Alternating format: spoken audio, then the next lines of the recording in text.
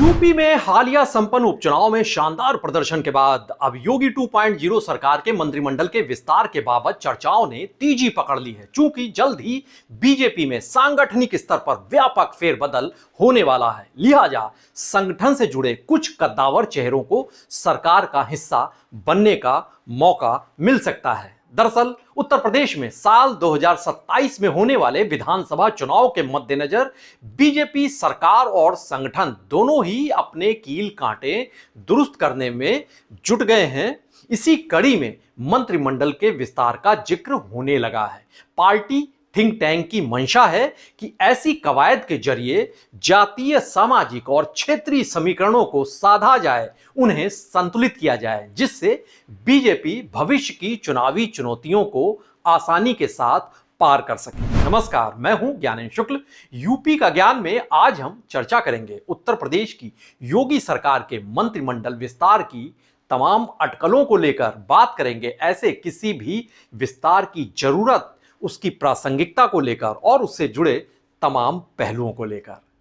इस बात की हम शुरुआत करें उससे पहले योगी मंत्रिमंडल पर नजर डाल लेते हैं।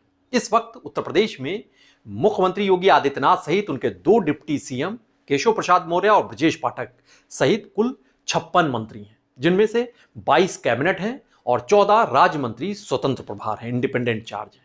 20 राज्य मंत्री भी इसमें शामिल हैं। लोकसभा चुनाव में योगी सरकार में शामिल 2 मंत्री जितिन प्रसाद और अनूप प्रधान ये चुनाव जीते और सांसद बन गए। अब ये यहां उत्तर प्रदेश की सियासत से हट चुके हैं, केंद्र में हैं, इनके विभाग खाली हैं उत्तर प्रदेश में।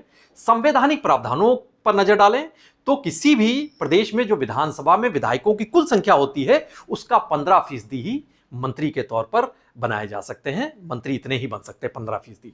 चूंकि उत्तर प्रदेश की विधानसभा में सदस्य संख्या है 403। ऐसे में संवैधानिक प्रावधानों की कसौटी पर इसे कसें तो देखेंगे कि 15% यानी करीब 60 यहां पर कुल मंत्री बनाए जा सकते हैं।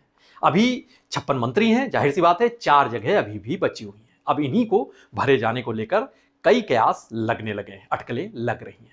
बीते साल जुलाई महीने में ओम प्रकाश राजभर के नेतृत्व वाली सुहेल देव भारतीय समाज पार्टी और समाजवादी पार्टी के विधायक दारा सिंह चौहान जब एनडीए में शामिल हुए थे, उसका हिस्सा हुए थे, तभी से उत्तर प्रदेश में मंत्रिमंडल विस्तार की अटकलें लगने लगी थीं। हालांकि तमाम वजहों से इस प्रक्रिया में देरी हुई, लेकिन खासा पसोपेश के बाद, कई हीलावाली के बाद लोकसभा चुनाव से ऐन पहले 5 मार्च 2024 को इसी साल मंत्रिमंडल विस्तार को अंजाम दिया गया। और इसमें सुभाषपा के मुखिया ओम प्रकाश राजभर, उनके साथ ही बीजेपी के विधान परिषद सदस्य और पूर्व मंत्री रहे दारा सिंह चौहान, राष्ट्रीय लोकदल रालोद के विधायक अनिल कुमार और साहिबाबाद से सर्वाधिक वोटों के साथ जीतने वाले सुनील शर्मा को कैबिनेट मंत्री पद की शपथ दिलाई गई थी इस मंत्रिमंडल विस्तार में, जो इस साल संपन्न हुआ था।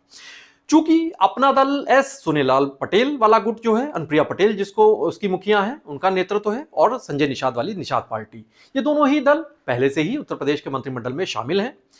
अब जो ये दूसरा विस्तार किया गया था, इस साल का जो विस्तार हुआ था मंत्रिमंडल का, उसमें एनडीए के सहयोगी दल सुभाषपा और रालोद, इन्हें भी हिस्सेदारी मिल गई, इन्हें भी शामिल कर लिया गया। यूपी की योगी सरकार के मंत्रिमंडल को जातीय सामाजिक चश्मे से देखें, उस नजरिए से अगर परखेंगे तो पाएंगे कि बीजेपी ने जो एक अपना जातियों का एक सामाजिक एक उसको दायरे को जोड़ते हुए एक जो उन्होंने पूरी एक समीकरण तैयार किया है, उसका अक्स इसमें दिखाई देगा आपको। मंत्रिमंडल में सर्वाधिक 23 सदस्य जो हैं ओबीसी बिरादरियों से ताल्लुक रखते हैं, क्योंकि इस बिरादरी पर, इस वर्ग पर उत्तर प्रदेश में सबसे ज्यादा यही है, 50% से ज्यादा, और ओबीसी तादाद पर उस वर्ग पर बीजेपी की बड़ी निगाह रही है। मंत्रिमंडल के 22 सदस्य सामान्य वर्ग से हैं, 9 मंत्री अनुसूचित जात से हैं और 1 मंत्री अनुसूचित जनजात से है। 5 महिला विधायक भी मंत्री का जिम्मेदारी उस पद को संभाल रही हैं। जाहिर है योगी कैबिनेट में जो जातीय गुलदस्ता है बीजेपी का, उसके कई आयामों को ख्याल में रखते हुए ही सजाया गया है, उसी के मुताबिक इसकी रूपरेखा तय की गई।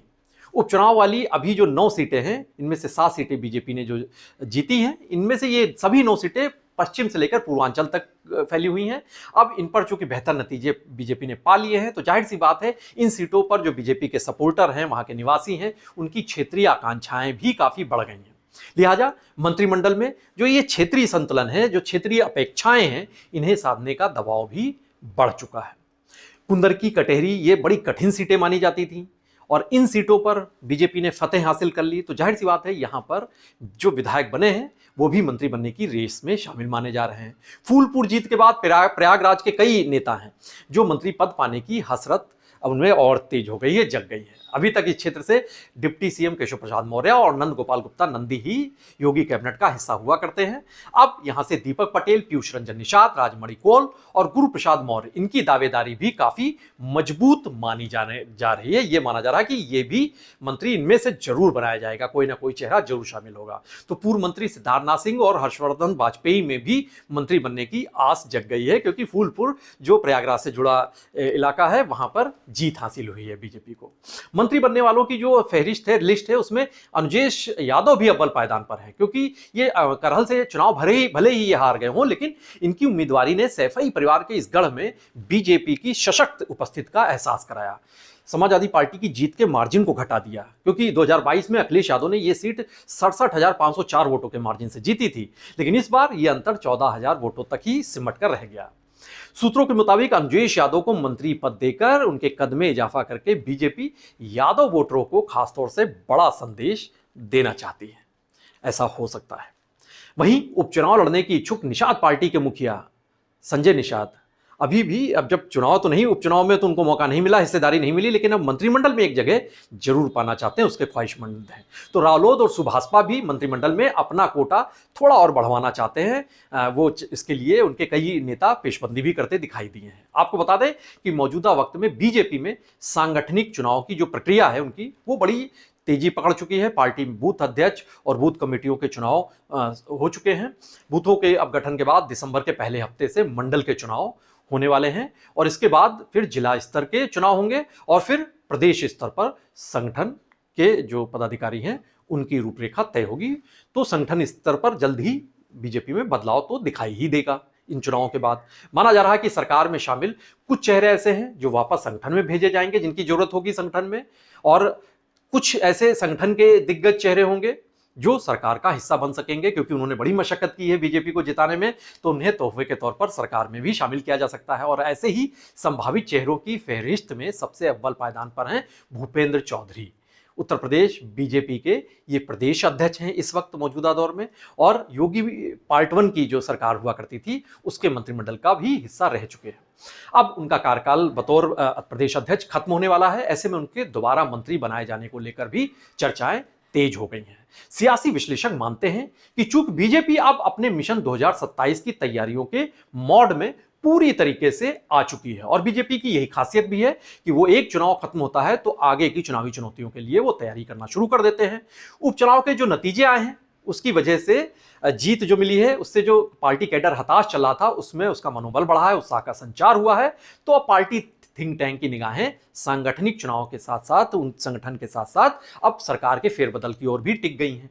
पार्टी रणनीतिकारों की कोशिश है कि उनकी नीतियों, उनकी आकांक्षाओं और उनकी भविष्य की जो अपेक्षाएं हैं उसके अनुरूप ही आगे के कदम बढ़ाए जाएं, आगे की मंजिल तय की जाए।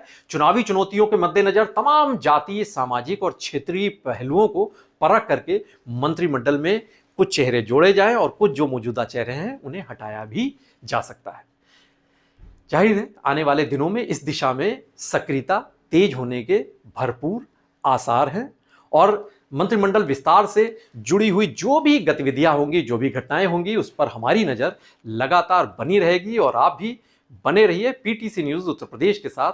नमस्कार।